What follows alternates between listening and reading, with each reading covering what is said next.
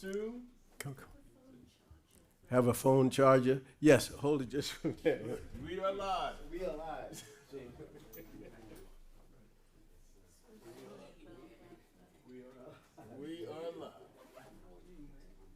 Hotep brothers and sisters, we're so happy to meet you from wherever you are, all the way across the globe. Our audience is growing day by day, and we have people in almost every continent. So we're really delighted. We are in our 12th year here, the Maleficenti Asante Institute, and we're very, very fortunate to be able to welcome people physically here, but also we are very happy to be able to have a large and growing YouTube live stream audience, thanks to the great brother Kareem Board and Carlton Sudan. They are these guys. These guys are experts, and we're really, really delighted and very, very proud of them, and very, very happy for what they do for us. We live in times of great stress, and of course, we, as African people, have been there. We've seen everything. There's nothing that is being seen in the world today that Africans have not seen. And we have experienced everything. And one of the things that I just wanted to say is that we know always that historically, if there is oppression, there will be resistance. And we know that sometimes violence, when it comes, we try to figure out where it comes from. But if you oppress people, as we saw in South Africa, as we saw in the United States of America, and as we are seeing in Mauritania and Sudan, we also recognize that the situation in Southwest Asia is a situation that is caused by people suffering. So we recognize that, and we have to understand that if you are caged, you seek to be free. And if you are stepped on, you seek to stand up. So this situation should not go on forever. And I'm one of the people who say that I believe that the Israeli people deserve to live in peace, but I also believe that the Palestinian people deserve to live in peace. So we just have to know that as a historical reality as African people. It is absolutely our job always to speak up and to talk about what brings about ma'at. Ma'at is harmony and balance and order. That's what we want. We don't want violence. We've never been a people for violence. In fact, the overwhelming characteristic of the African people has been a sort of xenophilia. That is, we welcome strangers. We open our arms to strangers. This is one of the characteristics that you find most when you travel on the continent of Africa. When you see African people in the United States, wherever, there's a receptivity that we have to people because we recognize them as other humans. We're all human beings.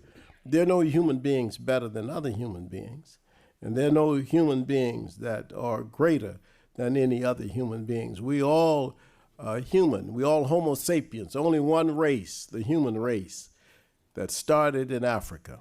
Fundamentally, all of us are the descendants of the DNA from one African woman who lived about 300,000 years ago in Africa. So it's a community, and it's a world community, and we have to recognize that and appreciate that world community. And so we welcome you to the Maleficenti Asante Institute lectures here at our building. We are absolutely honored today we are, very, very happy to have a brother that I have watched so many years, and I've learned from him, and I've seen his development and his incredible commitment to our people and to our community. Most people don't realize that Hugh Clark is a special human being, and he's special because Lotus Academy that he and Anna Walker and others started years ago is one of the oldest continuous independent black institutions. Can you y'all don't understand that. Y'all don't understand that. I try to run an institution. It's hard. It's difficult. Lotus, he will tell us more about it. Lotus Academy, its beginning, its origin, and the challenges that have to be confronted not just annually, but every day you have to confront challenges, you see.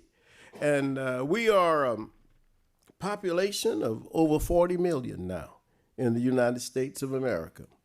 And one of the things that we have not done adequately in this country, and I hope that the brothers and sisters in Brazil who are attuned to this will get this message, because you are 100 million black people in Brazil. And in Brazil, you have the chance, as people are waking up. I'm just so proud of the Brazilians waking up in every capacity. Rebecca Andrade is an incredible gymnast. She's right next to Simone Biles. I'm saying, wow, this is amazing that Brazil has now produced this incredible gymnast, you see. But the African people are waking up in Brazil in every capacity: education, working, civic responsibilities, independent schools, independent organizations. And we in the United States of America have to be very proud of an organization like Lotus Academy. But we got this population. But one of the things that we have to learn more, I believe, we're getting there. We're getting there slowly, but you have to remember, we have a whole history of coming out of the enslavement, coming out of segregation and discrimination, but we have to be more philanthropic in our relationship to the things that support us. And so I'm very, very happy and very pleased to have here in this audience tonight a brother who has, look at this, he went to Harvard University, came out, went to University of Pennsylvania, got his law degree from University of Pennsylvania, and then in between trying to work and make a living, he also helped to build an independent private institution. Brother, we respect you. You have you earned my respect just going into Lotus and saying we need to educate these babies, these children that we are raising in this society, so that they won't become casualties in this society. So many of our children have become casualties in this society because they have not had that loving hand. We're pleased, and we're going to, at this time, this outstanding brother Hugh Clark, we're going to ask you to come and talk to us. If they're, and let us ask questions about independent school, or whatever challenges you face, and then tell us how we can help you. All right? Thank you. Brother Hugh Clark. Thank you.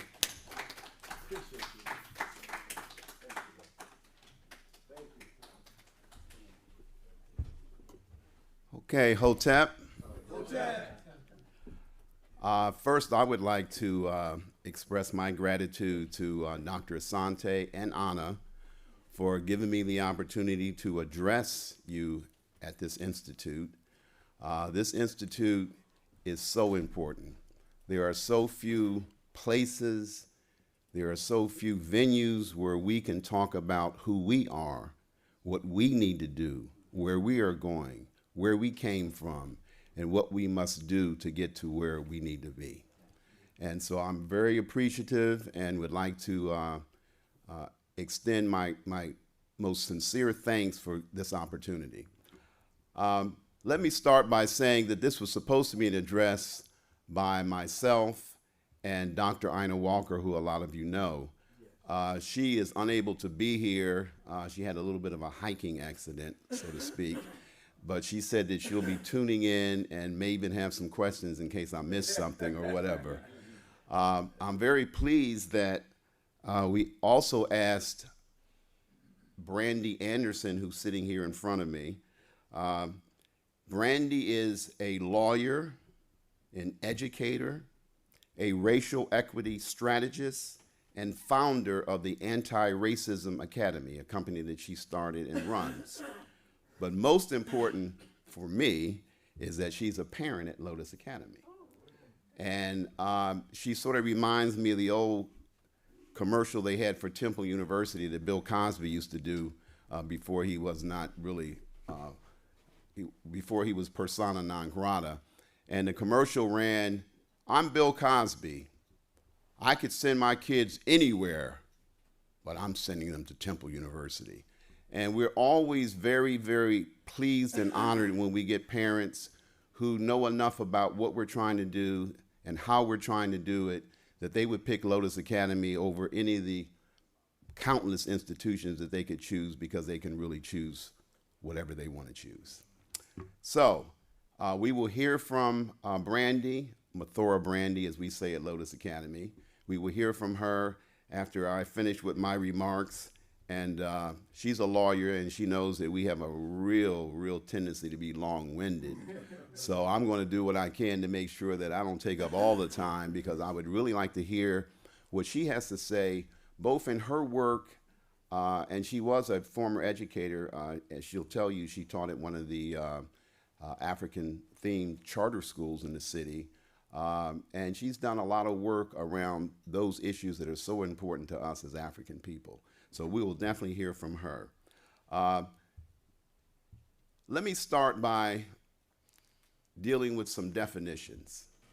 I learned from Dr. Asante, as well as a number of other scholars, Dr. Dove and whatever, that whenever you're going to talk about something, it's really important that everybody is clear on the meaning of the words that you're using. Because a lot of times we assume that when we say a word that everybody is thinking the same thought is on the same plane as you, but very often that is not the case. So Dr. Asante called me up and said, "Listen, you're going to be doing a lecture." He didn't ask, by the way, but he doesn't have to ask. You know, when he calls, I'm ready. He says, "You're going to be doing a lecture on the challenges to independent black institutions." And I said, okay, well, first and foremost, as I prepare myself mentally for this, I want to make sure that we're all clear on what we mean by independent black institutions, because there's a lot of leeway in there for those words, especially when you start talking about black and this and that and whatever. So let's start off with the first one, independent. When we talk about independent black institutions, what we're talking about are institutions that can practice that word that is part of Dr. Asante's lexicon, and that's agency. That's right. That's when you, and I'm going to take right out of his book, agency, a person or thing through which power is exerted or an end is achieved. So if you want to have an independent anything, you have to be the person who is possessing and utilizing that agency. Meaning you can do what needs to be done, how it needs to be done, when it needs to be done, and with whom it needs to be done. You make those decisions. You might not always make the right decision, but if you collaborate with people who know better than you, if you take advantage of your history, if you look inside of yourself, you will figure out the best way to do it, and you really don't need or want anybody else outside of your sphere to be telling you what to do. So when we talk about independent, that's what we're talking about. the opportunity to exert our agency, just like Dr. Asante is doing here. Now, the next one gets us in all kind of trouble, because as soon as you say black, I mean, it means a million things to a million people, okay? So we make it real simple at Lotus Academy when we're talking to parents, when we're talking to staff, when we're talking to students, when we're talking to ourselves. When we say black, that's just a catch-all phrase for Dr. Asante's word, Afrocentricity. That's what we're talking about. And again, just to save some time, I'm just going to just quote from him. Afrocentricity, a process of analysis and synthesis that recognizes African people as subjects in history rather than as victims who operate on the fringes of society. That's Asante, 1980. It posits that people of African ancestry have the right and responsibility to center themselves in their own subjective possibilities and potential, and through that recentering process, to reproduce and refine the best of themselves, not the worst, the best. And I'll finish it up by saying the primary objective of an effective education, IBI, is to create an educational environment that elevates and enriches the mind by providing it with a learning experience that is derived from reference points that validate the African individual. And that's what we are about when we say that we're a black institution. And by the way, some of these quotes are really coming. Dr. Walker Mathura is not here, but she sort of is here because in 2001, she wrote a dissertation to get her PhD from the, I guess then called the African American Studies Institute department.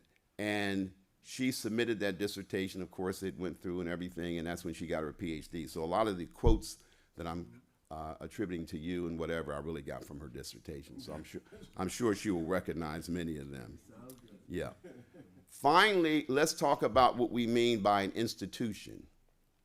An institution is not the same as an organization, okay?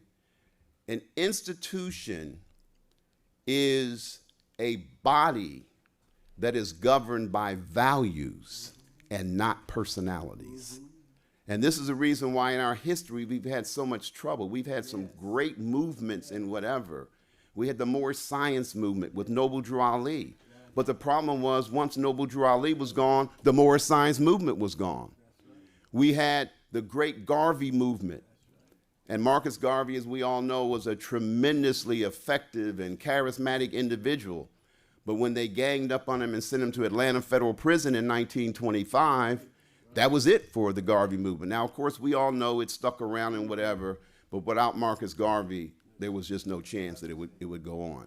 Even the Nation of Islam, who I used to be so involved with, it was really a shame to watch what happened to the Nation of Islam after the Honorable Elijah Muhammad died. And you had all the infighting in terms of where things were going to go and whether Wallace was going to be in charge or Minister Louis Farrakhan was going to be in charge. The problem that the organization had, as great as it was that it was really not an institution, because institutions have processes in place for succession, because none of us are going to live forever.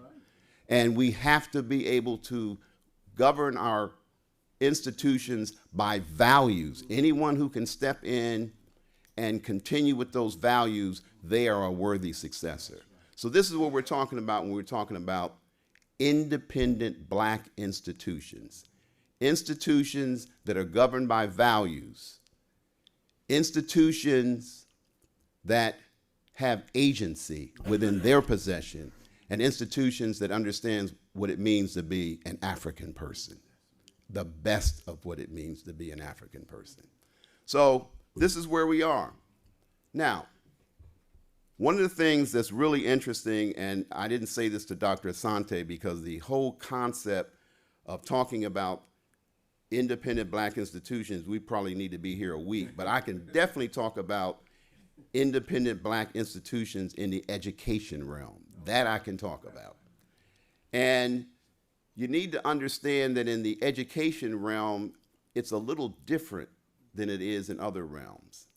And what makes it different, and I won't drill down too much with this because I don't want to take up too much time, but it's important for you to understand that this thing that our European rulers call the Constitution, of course, is pretty sorry, but they do have some things in there that are important, okay? They didn't follow any of the things they said, but that's a whole nother conversation.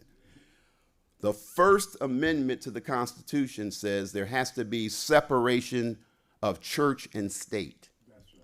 Now, why is that important to education? It's important because early on, it became clear that if you were a Catholic, for example, that you did not have to send your children to public schools. You could have your own school system. And that's what they did. And of course, we all know at one time they had a tremendous public Catholic school system and Catholic colleges too. Now, what's important about that is that finally, sometime after Reconstruction, because actually the public school system was really catapulted into existence because of Reconstruction. Europeans still had a lot of guilt back then, so they said, okay, we have to educate these people. We used to kill them when they tried to learn how to read, so now we have an obligation to sort of help them out. So that's when the public schools started. And then eventually they had something called compulsory education laws. Compulsory education laws meant, well, in Pennsylvania, I can tell you exactly what it means. It means that every child must go to school between the ages of 6 and 16. Pennsylvania is one of the few states, by the way, left in the country where you don't have to go to kindergarten. You don't have to start school until you're 6, and you can leave after 16 whenever you feel like it, if you feel like it. So you have this kind of a collision situation where you can start your own independent schools, and that's what the Catholic schools were, independent schools.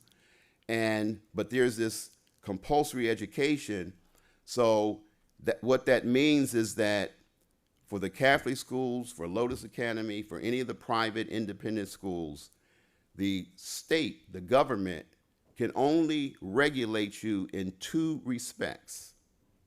Number 1, you have to keep attendance, because if someone is going to your school, it's important that the state knows that they're attending school. That's number 1. Number 2, you have to have the school in a building that has been certified as safe. So L&I comes around and makes sure that the building is safe, and if you have food on the premises, the health department, that's it. So what we're saying is that in Pennsylvania, like most other states, they can't tell you about curriculum. They can't tell you about teacher certification. They can't tell you about graduation requirements. You can do it how you want to do it, and they can't say a thing about it. Now, of course, you still want to have a quality program. I mean, the Catholics, if they wanted to, they could have catechism from 9 to 2 and then have academic subjects from 2 to 3 every day. Well, of course, they wouldn't want to do that because, of course, they want to educate the children. My point is that from Lotus Academy's inception, they had the capacity to build the program the way they wanted it to be built, and to have the teachers who didn't necessarily need to have the formal training, though most of them did, but who had the perspective and the mind and the knowledge of self that would allow them to propel these children into being the future leaders of tomorrow, as we like to call them. So that's one of the unique things about independent black institutions in the education realm. It's already set up so you can truly, truly, truly be independent. So here we are, and I guess the best way for me to start off is I'm going to read a quote from Mathur Aina, Dr. Walker's dissertation, and it's really something that shows that she was kind of prescient in the sense that she sort of saw where things were going in 2001. In 1986, Kofi Lamoti of the Council of Independent Black Institutions, the acronym was CB, and I see Ron and a few other people here that know all about this stuff, reported that there were 60 full-time member schools of the organization in 1986. There were 60 independent black institutions in the educational realm, and there were some really good ones. Hakeem Booty had his in Chicago. The Roots people had theirs, and I mean, they had exactly Nation House down in Washington, D.C. They had some killers. We used to go down there to visit, to try to get tips, talk to the people, consult with each other. These were some quality schools. She goes on to say, in 1992, this number had declined to 38 independent black institutions that were institutional members of CB. In 1998, the membership was comprised of 20 schools. And by the year 2000, the membership of CB reflected just 7 institutions. 7, and this is in 2000, 23 years ago.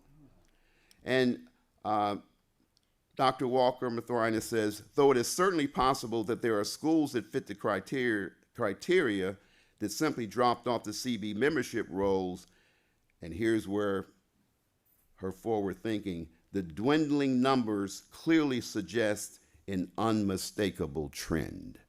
So right now, you might get different answers and whatever, but right now I would think that most people would agree that the number of schools left in CB is 1, 2, or 3. Because CB, for all practical purposes, is not a functioning organization because there's just not enough membership, not enough people. There's still plenty of people out there who believe in CB, but as far as an organization, as an institution, it pretty much is gone. So I start off that way because I think it's important for us to understand that we're proud to be one of the last ones, but it's also extremely discouraging. It's extremely discouraging because these independent schools are very, very, very important. So let me kind of give you a little case history or a story about Lotus Academy, and you might understand what some of the problems are. Lotus Academy started from a group of us back in the, and I see a lot of my old timers here, so you can appreciate this, back during the so-called black movement. Yes. Some people would say black power movement, but whatever you want to say, you know what I'm talking about. Back then, everybody wanted to be black. I mean, we had all kinds of competitions and contests. I remember one of the ones that I remember when I came to Philly from Boston was the Afro competition. You could almost tell how black somebody was by how giant their Afro was, you know. But, you know, we all knew that was superficial, but it was kind of fun and whatever. But what we really were interested in were finding people who were trying to find out who they really were and where they came from and where they needed to go. And so we had a group that I was a part of called the Sankore Society. And of course, all those that know anything about African history know about Sankore and Timbuktu and all of that. The Sankore Society was a group of like-minded individuals who thought that it was important for us to find out who we were, what we had lost, how to regain it, and then pass it on to our children generation by generation. So we had all kind of study groups. We studied 3-4 times a week together.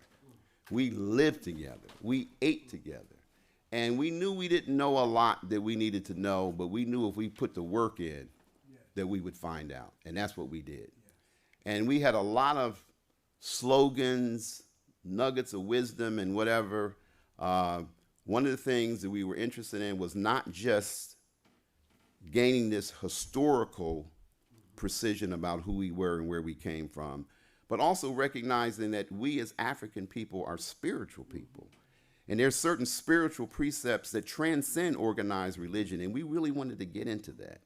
And we did get into that. We also understood that being spiritual people, we had temples. These temples were our bodies. And therefore, we developed lifestyles that respected the body. And these were things that we also wanted to pass on. So the group started back in I guess, 69 or 70, and we continued to grow in numbers and hopefully in wisdom and whatever. And then at one of our study groups that we had, somebody said, this is all great. We're learning who we are, and we're learning all the things that the European has done to make us, as Dr. Asante said, essentially insane. Mm-hmm. But, we were still young then, and, we had children and whatever. He said, well, what are we going to do with the children? We're going to send them to public school? I mean, how in the world does that work? You learn all these things, and you know what the school system is about. Certainly back in the 70s, you knew what it was about. I'm not going to say whether it's any better now, and it probably is. So we said, that's not going to work. So if we really believe all these things that we've learned, that we've discussed, that we've agonized over, blood, sweat, and tears, we have to have our own schools. It's not a question of should we have to. So we started a school in 1974. By the way, we're celebrating our 50th year this year. And the school originally was not called Lotus Academy. It was called Kumba Basara. And I won't get into where all that's coming from, but it was called Kumba Basara, and given black folks penchant for nicknaming things, everyone called it Kabu, because that Kumba Basara was just a little too much. So we started off, and it was an offshoot of one of our primary principles. We used to always say, do for self, support your kind, and educate your own. That's what we believed. So we started a school, and we were very fortunate. We had a lot of very, very, very educated, intelligent people. We only had a few that were actual teachers or had trained as teachers. But people stepped in, and we created a school that was just unbelievable. It really was. And like I said, we didn't have a lot of teachers. We had one woman who was very instrumental in getting us off the ground and whatever. And she'd actually graduated from Westchester University, magna cum laude, great teacher and whatever. Her parents were all teachers and whatever. But she decided she wanted to be a lawyer. Mm-hmm. So I met her at University of Pennsylvania Law School. I started talking to her about the Sankore Society and all that. Next thing I know, she quit law school and was teaching at our school. She finally did go back to school. In fact, now she's a federal judge, but that's a whole nother story. So we started this school in 1974, and we were rolling along. Every person who taught at the school was a member of our group. Mm-hmm. Every child that was a student at the school was the child of a member of our group. Okay. So we didn't really have any discipline problems. We didn't have any ideological problems. We really didn't have any problems at all. And because of our sense of responsibility, the teachers didn't get paid because these were our children. So everybody that worked there, we had PhDs working there. My roommate from Harvard was a PhD in psychology. He was teaching math in there. Didn't get a dime. But this is what we felt we had to do. This was our responsibility. You don't think about the European as this force against nature and then send your children out there for him to educate them. That just doesn't make any real sense. So we went along, and we did very, very, very well. And then we made a momentous decision, which had its pluses and minuses, but it was a very momentous decision. We went public in 1983. When I say public, I don't mean that, we got an IPO and we went to Wall Street and raised a bunch of money. I mean that we actually started recruiting teachers who were not members of our group. We had students that were not members of our group. And we had parents who obviously were not members of our group. But it really wasn't a problem because back then there were so many people, and people like Brother Ron can tell you, there were so many people who were really trying to find themselves and who were doing great work and whatever. And these were the people that we attracted. Mm-hmm. So it went very, very, very well from 1983. And then some things started to happen. Two things happened that'll get me to the conclusion of this. Number one, the so-called Black Power movement fell apart. Fell apart. Because like I said, when we first started, everybody wanted to be the blackest possible. know as much about their history and their heritage and their culture as possible. That died out. That died out. And so now, even though we were public, the number of people who were really interested in sending their children to a legitimate, independent black institution, it dwindled also. It dwindled also. And then, if that wasn't enough, then came along the African-centered charter schools. Now, I had a very, very, very good conversation with Brandy yesterday, and so many good points came out. And one of the things that I was trying to get across to her, because for those who were involved in CB back then, you know, there was a real debate about whether charter schools could join CB, because it was a council of independent black institutions. And there were some who said, well, they're really not independent. They are public schools. And what I was trying to convey to Brandy was that it wasn't like we were in competition with them. There was no conflict. It was just a matter of trying to figure out that they really fit under the definition. We still worked with them. We still supported them. We still shared information and whatever. But the CB was a bit of a problem. So when the charter schools came in, there were many African-themed ones back in the day. Dr. Sante, all you people are familiar with that. And we found out something very, very, very, very basic, very important. We couldn't compete with the charter schools because they were free. So a lot of people who were looking, understandably, who were looking to have their children in an African-centered school, they started going to Kepra. They started going to Imani. I don't think Sankofa was around then, but Walt Palmer had some schools and whatever. Yes. So things started really going down. I have 8 children that went to Lotus Academy and graduated. They all did well.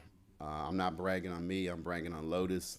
3 went to Central, 4 went to Central, 3 went to engineering and science, and my daughter got a full scholarship to Germantown Friends right down the street. Well, my youngest son graduated from Lotus in 2004. We had 200 students. 200 students. And we had a separate building with about 40 or 50 students in our pre-K and K program.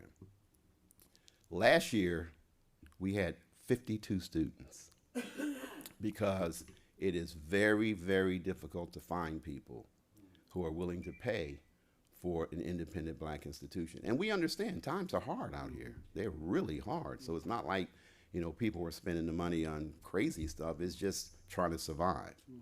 So where we are now is we're not going to do as much celebrating for our 50th anniversary as we are going to try to prepare ourselves to be around another 50 years. I don't think I'll be around, but I'd like to believe that Lotus will be around for another 50 years.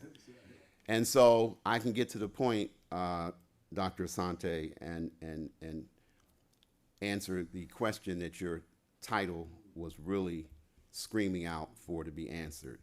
What are the challenges? Well, the first one I've already alluded to, the market. Where are the people who really put a value on African-centered education? Where are they? It's very hard to find them. I would imagine this would be a great place to find some of them, you know.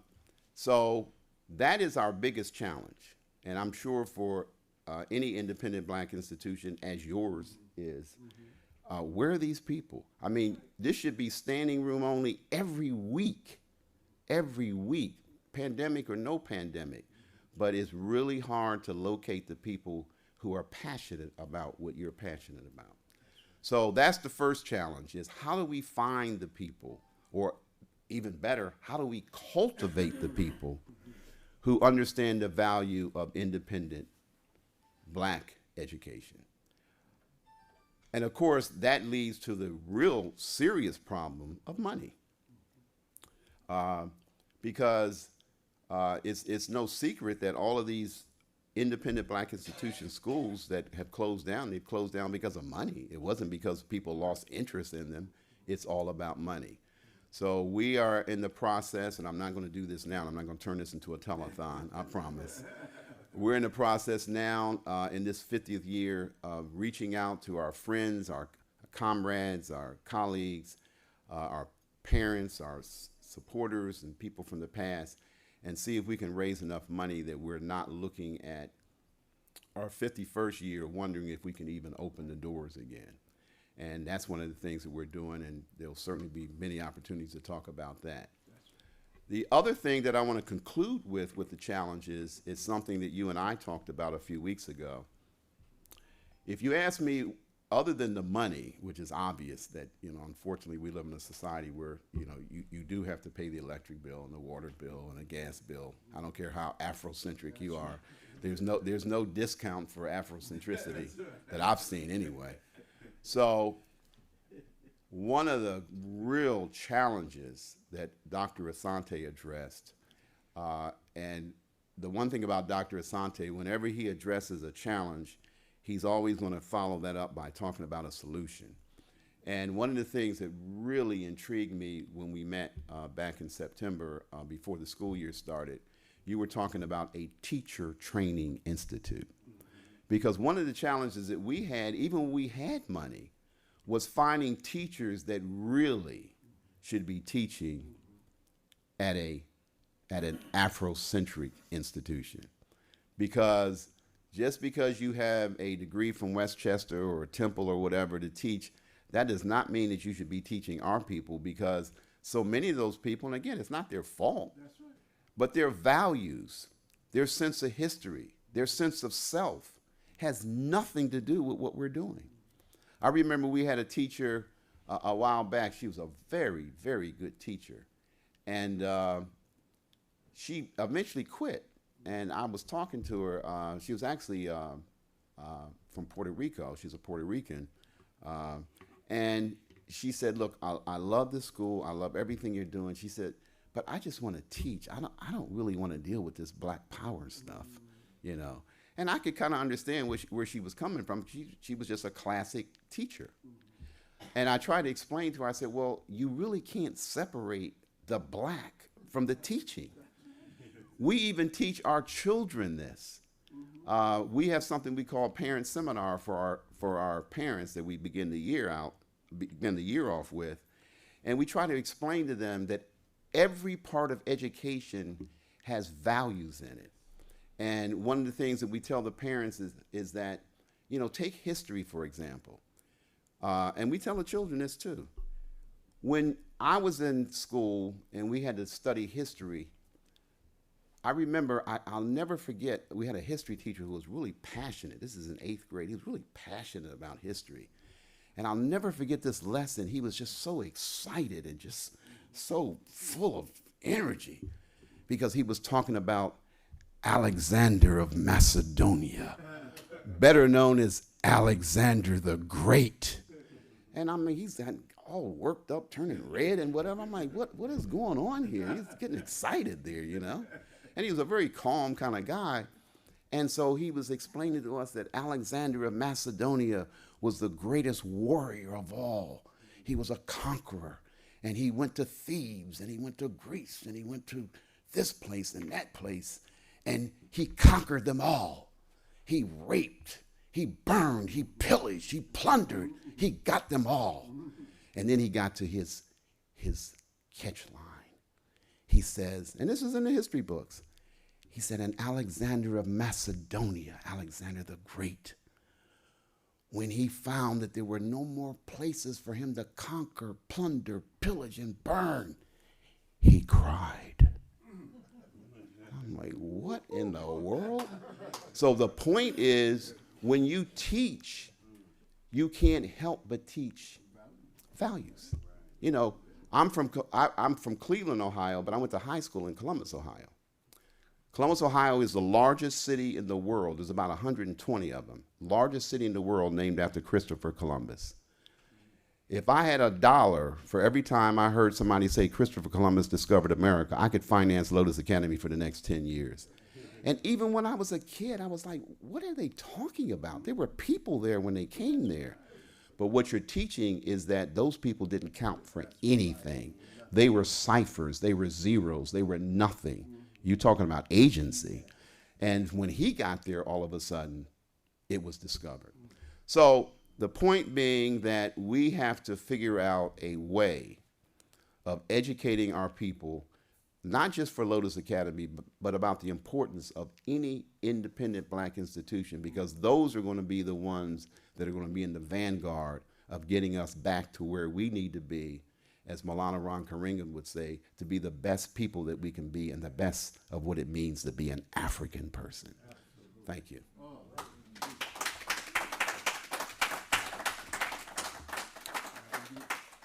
I would like to have Brandy come up and address them. Thank you so much for having me here. It is such an honor and a pleasure to be here speaking before you all. What a hard act to follow. I'm so inspired hearing you talk about both the origin of Lotus Academy as well as the challenges and solutions that institutions like Lotus face in this day and age. So I guess I'll start off by talking just about why it was so important for me to send my son, who just started in September at Lotus, why it was so important for me to send him there. So similar to Hugh Clark, I'm not from Ohio, but I'm here from Philly, and I ended up in some white institutions. I went from North Philly to Yale, eventually Pennsylvania, or University of Pennsylvania and Columbia University. But it was at Yale that I realized the importance of my history and first started to get that knowledge of self. And it's so funny that these very white, racist institutions is what drove me to just not only recognizing the importance, but really strengthening my resolve to ensure that I was a part of strengthening and building Black institutions. So I learned about Lotus well before my son was even thought about, but I knew that once I had a kid, I wanted to give him an education like that. So after college, I ended up teaching at Sankofa Freedom Academy Charter School. So as Hugh alluded to, there are many challenges surrounding what it means to try to do the African Center thing still under the larger, I'll say it, white supremacist paradigm where you have teaching to the test, and there are all of these factors that truly independent Black institutions don't have to grapple with. But I still knew that for my son, that to be able to send him to a place where we didn't have to worry about him stressing out about the PSSAs, or in a school where just because of the nature of charter schools, there wouldn't be necessarily the same level of control and say, and even just that connection. So to hear just the origin of Lotus and how it started as truly a family collective was something that appealed to me, and being able to know that I'm sending my child into a space where people are there because they love Black people. People are there not because they got placed there. So I happened to be placed there because I was a Teach for America core member. So most of the other teachers I was going to learn how to be a teacher with were not learning what I was learning. We're not teaching in classrooms, or me trying to apply those strategies were not going to work. So I knew I didn't want to send my kid to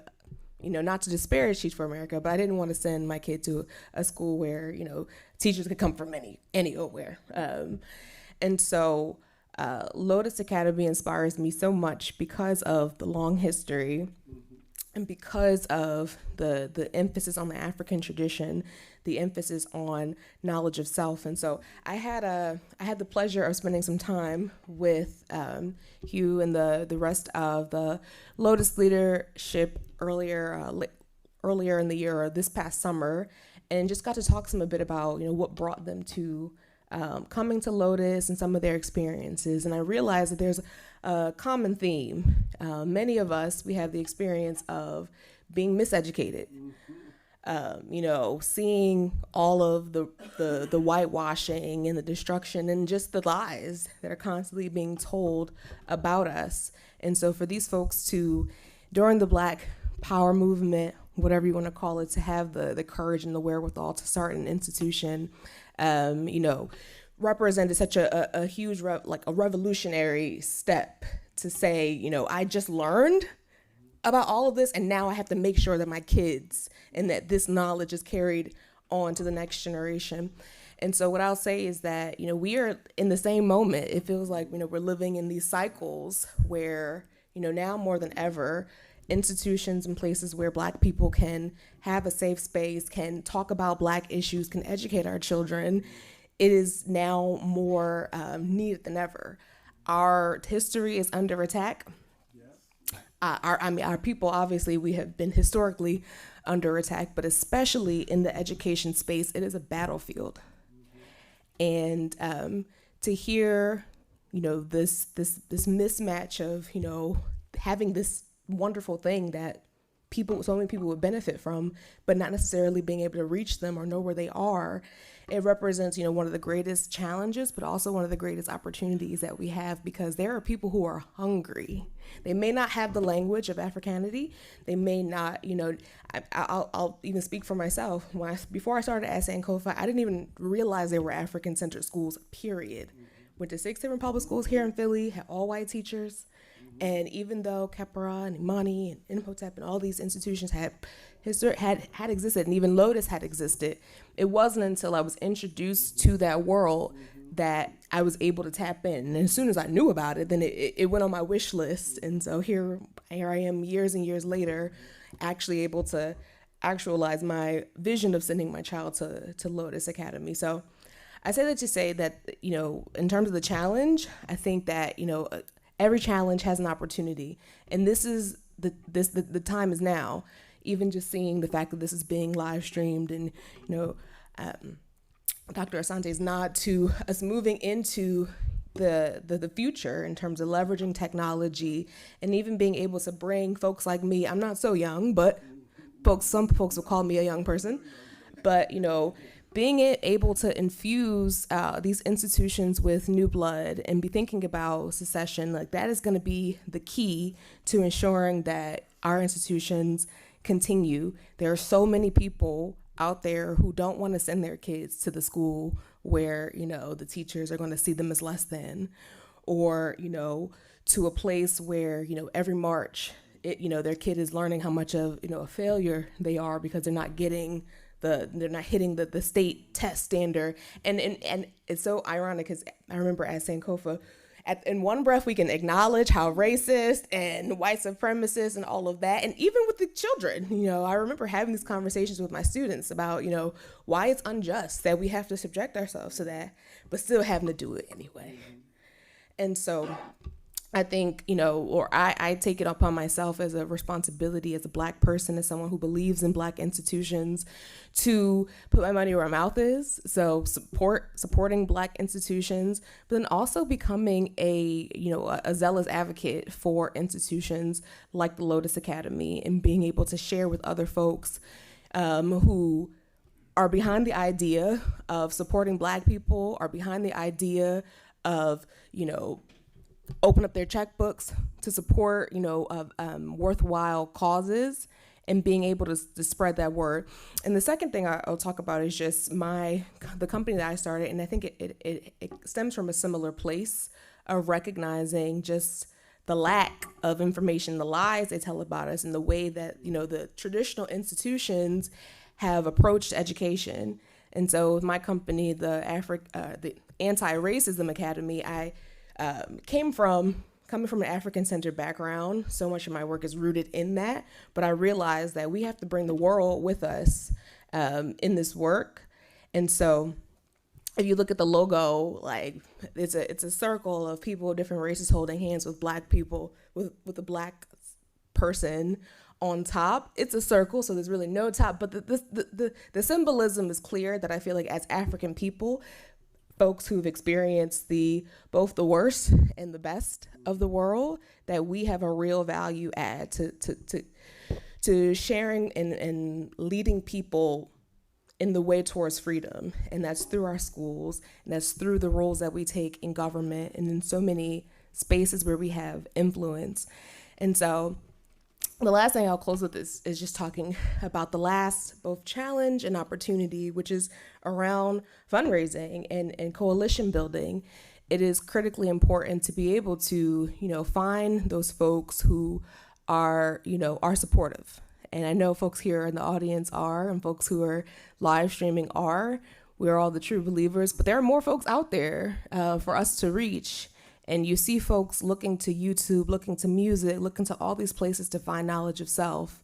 And because they've had negative experiences in traditional educational institutions, they may not view, traditional learning as the way forward or as a tool of freedom, like we had that awakening, or many of us had that awakening as we learned about Black history, whether it was back during the Black Power movement or even today.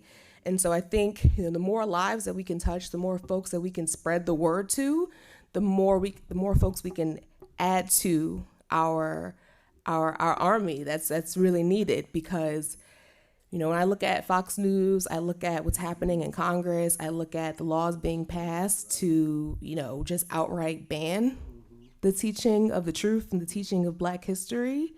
The same folks who are funding the right-wing movements to attack Black institutions, we have to be, forging and building up, those counter actions as well. And so I know I'm preaching to the choir for sure, but I think, especially for folks a part of my generation, a lot of us, we read about all the wonderful things and all the courageous things folks were doing back in the 60s and 70s and got inspired and got angry and got riled up enough.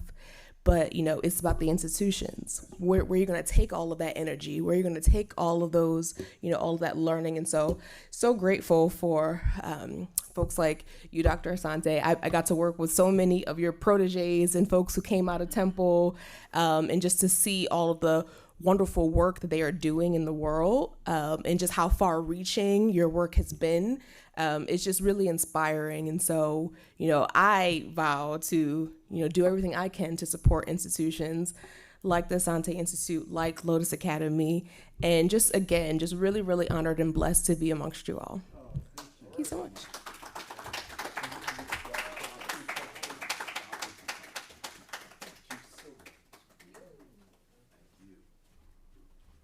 Wow, there you have it. Wow, powerful. This is really wonderful. And it makes me feel so good. Just last week, my son, who lives down at Chapel Hill in North Carolina, was telling me of an incident which my grandson had at a school. And this is a school that you normally would not. Again, you're talking about Lotus and independent Black institutions. And sometimes we send our children to what we consider to be the best of the white schools, and the Quaker schools, the Friends, and so on. But the same pervasive racism exists there as it does anywhere else in American society. And so it would be wonderful if we could support these institutions like they fully need to be supported. There's no reason why we should not have sponsors. People talk about how much money, you see here, how much money the African American community has, trillions of dollars, and the big entertainers and business people and so on. But I've yet to see one give $10 million to a school like Lotus. And that's where we're talking about. When we start talking about philanthropy, and we start talking about us having, putting our money in the places where we think the values that we want to show and demonstrate are, then that's when we're doing something. Now, if there are any questions, Mathora Brandy and Hugh, what do you call the men? Mathori, Hugh will be willing to answer any questions or comments. Is okay. Okay. Now, do we have the microphone? Okay, just 1 minute. Just 1 minute. I think I saw one in the. Oh, here it is.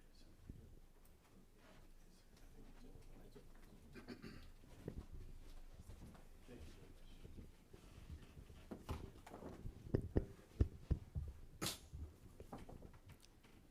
Hotep, how can Brother we, Ron. yeah, this is Bob Ryan, Hotep. How can we donate to Lotus Academy? And not just one time, but sort of on an ongoing basis. Okay, let me give you the quick answer to that.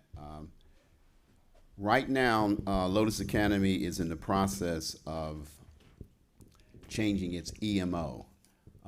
For any private school, there's always a corporation, a nonprofit corporation that runs the school. It's always been that way for Lotus forever.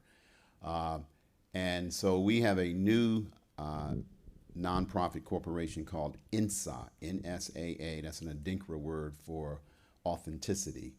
And the website is going to be launched in a few weeks. And INSA Education Collective, Inc., the educational management organization that runs Lotus Academy, does all of its business and whatever, is a 501c3 IRS recognized corporation, which means that any money that's donated is automatically deductible from your taxable income, dollar for dollar. So to answer your question, we're going to be sending out emails to people who have expressed an interest, and we've already started soliciting some of those people, trying to get them to make pledges and whatever.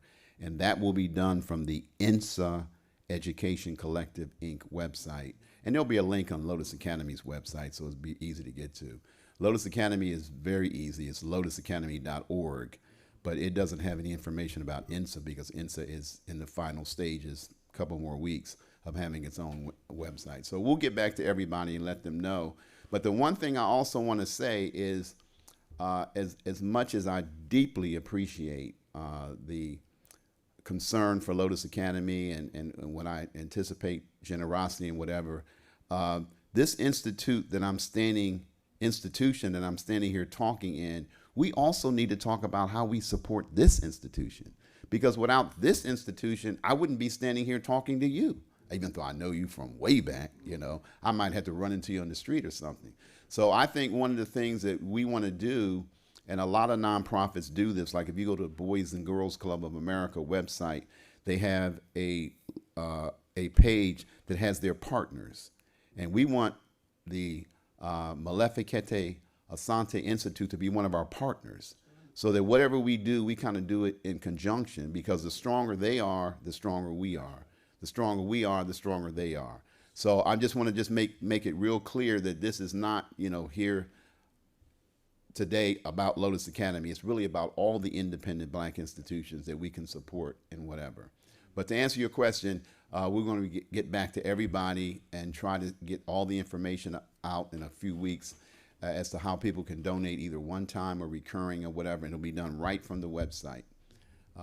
Some people had asked about, sending checks and whatever, and I was telling them that, I said, look, first of all, a lot of people, I don't know about your generation, they don't even have checkbooks. So, sending a check is like a check. What a check? Are you really serious? Exactly.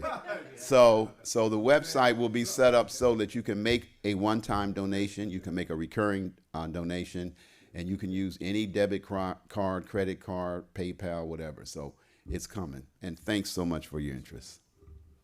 Thanks so much. Yes, sir. My name is Brother East, and I'm the nephew of Dr. Ed Robinson and a disciple of his. Just 1 minute. Just 1 minute. He needs the microphone. I'll speak loud. Okay. No, for the people on the yeah, the people on the live stream. Yeah. Okay. Okay, as far as we can. That's what I'm saying. He's not able to. Yeah, he can come up. Okay. Yeah. Okay, good. My name is Brother East, and I'm a nephew of Dr. Robinson, a disciple of his, and I'm just honored to be here. But one of the things I like to suggest as an elder too, I see all these profound minds here, but no one's brought anybody under 20 years old. Okay? And I'm saying is I see this happening at a lot of our different events, different our gatherings. We're not weaning young brothers and sisters to be the heroes and sheroes that we need to lead us into this battle. Because we at war, serious war going on.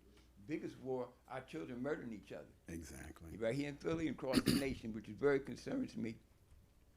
And I'm part of a school called Chad School that existed in Newark, New Jersey. We started in 1969 2005, the school closed, being, again, depending on white folks' money to stay alive.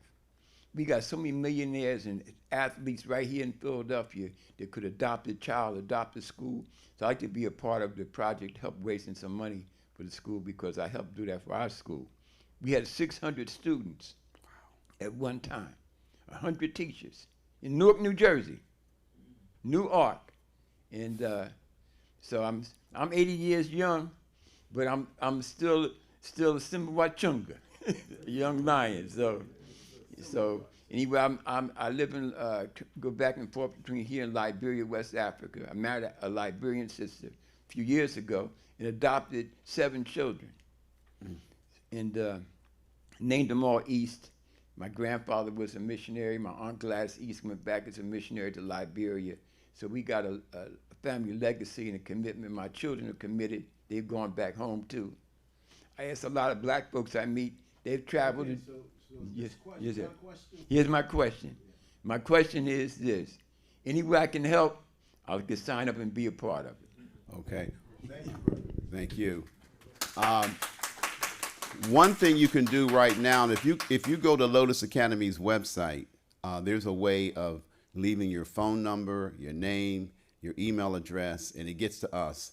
And it's also a little message section and whatever, so you can say, what it is that you'd like to do or who it is that needs to get right back to you and whatever. But trust me, we really, really appreciate it. Outstanding presentation.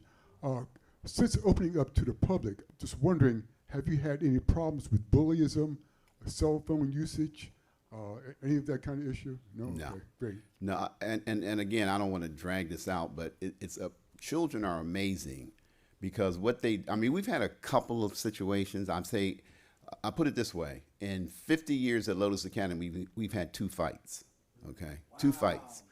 And the reason is not because our children are superior to other children. Children, especially at that age, we used to go to the 8th grade and we started at 3 years old. Children have a radar that lets them figure out very quickly what they can get away with and what they can't get away with. And they may have a little trouble in the beginning and whatever, but once you establish those expectations, they generally are going to fall in line. But when they see other people bullying and there's no consequence, then they're going to bully. If they see other people fighting, I used to have arguments. Some of my friends used to send their children to Lotus Academy. I had 7 sons, and trust me, they was rough and tough because that's the way I grew up. And I said, no, they're going to be smart, they're going to be well-mannered, but they're going to be rough and tough. And I had friends that had a problem with the fact at Lotus Academy, if you get into a fight, you're going to be expelled, okay? And some of my friends would come and say, well, Hugh, man, look, man, you say you from the projects and all that. My son, he's taught us. Somebody hit him, he hit back. I said, well, let me ask you something. You're a Muslim, right? He said, yeah. I said, so do you teach him when he's in the mosque and somebody hits him, he just starts fighting? Is that? No, well, that's different.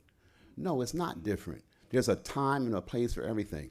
I'm old enough to remember, and this is really telling my age, we had a lot of fighting after school. After school. I'll see you after school. So my point is simply that, yes, we've had some children that didn't know how to act and whatever, but that kind of systemic bullying and this, that, and the other, never had a problem. Never had a problem. Got time for about 2 more questions. Yes, Stan. I just, let me first congratulate you and Dr. Sante and everybody's here because the success was the movement. You're here now. We talked about the 50s and 60s. You guys are the success. So my next point is, and we have to get to is, when we were in the movement, we were taught that we were the avant-garde of the movement. Absolutely. It was the education process. Yes. And every day, we were the leaders of the movement that was now and the future. And so you guys are the success. So we now have to ask, and that's what I'm asking you, Dr. Sante, Ron, all of you here, when are we going to kick the movement off again? Exactly. So we have to begin our children from the youngest that can comprehend that we are the future. And it has to start somewhere. Of course, you have Lotus Academy, and I guess I'm getting to how much more can we do to spread the movement. All those people, he's 80, He's a young guy. I'm 82. Yeah, he's a young boy, yeah. So how do we begin to come together? You mentioned some of it. Dr. Sante is doing it. You were doing it. But we have to be more intense and purposeful about the movement. And I'm laying that question you down. And I can make it real simple. I think places like the Molefe Kete Asante Institute, that's really the vehicle, because Lotus Academy on its own can't really do it. Dr. Asante, with his reputation and his knowledge and whatever, can really be a catalyst with his institute to bring a lot of people together. And that's why I say it's so important. And you know, we go way back. I remember meeting you in Strawberry Mansion in 1970. Wow. Yeah, that's the first co-op in the city of Philadelphia. first co-op in the city of Philadelphia. My lawyer. Yeah, Wow. yeah, 1970. Yeah. So yeah, we'll talk about it. I mean, I know how to get in touch with you and whatever, but I would really like to have the institute be the kind of clearinghouse for a lot of these things. Wonderful meeting rooms and all of this, that, and the other. So we need to get to work. All right. Yes, one last question with Brother Coleman. Brother Coleman, I think.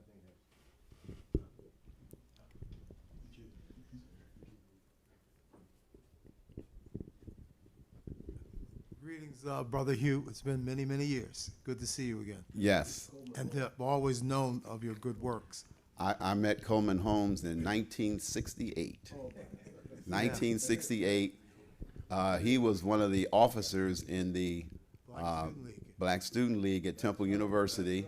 He later went on from there to become a member of the Nation of Islam, and we've kept in contact for all this time. All this time. I first had the pleasure of meeting you when we in the Black Student League were fighting to establish the precursor to the Department of Africology. Afro-Asian Afro-Asian Institute. Institute. Afro-Asian Yes. Institute. Yes. With Dr. Gethers and all those folks. Yeah. Yes. Yeah. My question, my brother, is what age group do you educate in your school now, and how do you provide any social emotional education, and how do you help these children deal with the traumas of all the violence that's happening around them? Well, it's actually in the classroom, but to answer your question quickly, we can talk later. I'm going to certainly get your new information. We started pre-K 3. We'll take children that are 3 years old that are potty trained, and we go to the 4th grade. As you know, for years and years, we went all the way to the 8th grade. But now we only go to the 4th grade, and every year we say we're going to get enough students to get back to the 8th grade. We don't want to go past the 8th grade, but we do want to get to the 8th grade. Brandy's son, William, his class has 18 students in it. So if they all continue, even if most of them continue, then it's going to be enough to just get rolling. So, but now I'll check with you later on, okay? Good seeing you, brother. Thank you for what you continue to do. Yes, sir. Yes, sir. And I'd just like to thank everybody, including those who use the technology to come in, and I appreciate your taking the time. This is a very worthy cause that all of us are involved in, and I'm sure all of you in some way or another have made some major contributions. When the brother, I just have to say this, one of my best friends and one of my real walkies as far as a comrade was another nephew of Dr. Robinson, and that was Dave Richardson. That was my man. That was my man. If you walk in Lotus Academy right now, you'll walk in Lotus Academy, and if you look to your right, you'll see a big picture of Dave Richardson. He was an inspiration for us in the early days because Dave was for real. That's right. He was for real. Thank you so much. Thank you. Thank you. Thank you both. All right. Thank you both. Asante sana, as we say. This is wonderful, and I think we will have a wonderful partnership, certainly. And I like that word, insa. Insa, the Akan word, meaning authenticity. I like that. That's a powerful concept. And we are starting to use more and more of our language. So it's very wonderful. So at this time, I would like to make a couple of announcements. One is that next week, I will be speaking next week on African American history. and that is fighting for and winning Ma'at. Fighting for and winning Ma'at, African American history. So we want to recenter on our own struggle here for a little bit. And we're going to do that because our speaker for next week, Dr. Nehusi, unfortunately had a death in his family, and so he has to travel. So I will be filling in for him next week, and we will have a wonderful time and a very interesting presentation about how our historical narrative has always been one where African people in this country have actually extended the concept of freedom. We have fought for it. And so we will go over some of the people that you know already, and we'll introduce others like Octavio Cato and other people, because a lot of people have heard the name Octavius Cato, but they don't know how great that brother was. And so we're going to talk about him as well. So we'll also talk about some of the people in our history that have been erased, like Diane Nash. People sometimes don't know the name Diane Nash, but she was one of the people in 1959 and 60 that I marched with in Nashville, Tennessee, against segregation at the Ritz Theater and at the Castleberg burger restaurant. I mean, there were many, many people. She was a Fisk University student, led a movement of college and high school students in that city to break down segregation. Diane Nash should never have been erased, and a lot of people don't know her name, but we'll bring her back. So there are many, many things to say. I look forward to seeing you. We say, as we always do, thank you to Brother Hugh and Sister Brandy, and we say we call upon our ancestors far and near, the mother of our mothers and the father of our fathers, to always render mercy and bear witness for the liberation and the freedom of all oppressed people. Ashe, it is done. All right, thank you all.